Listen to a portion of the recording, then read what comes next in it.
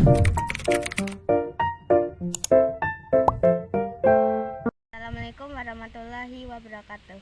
Kanca-kanca dina iki kula arepe nge-review kue lapis lan gawene kue lapis. Kue lapis termasuk jajanan tradisional sing terkenal warnane macem-macem. Lan teksturne kuwi kenyal-kenyal, bar kuwi rasane gurih lan legi. Bahan dasare kue lapis yaiku tepung beras. Cara gawene kue lapis yaiku jan simpel rek, yaiku godhog santen karo gula, uyah lan godhog pandan masak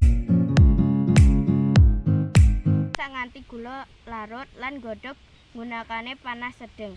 Aduk sok-sok supaya santen ora pecah.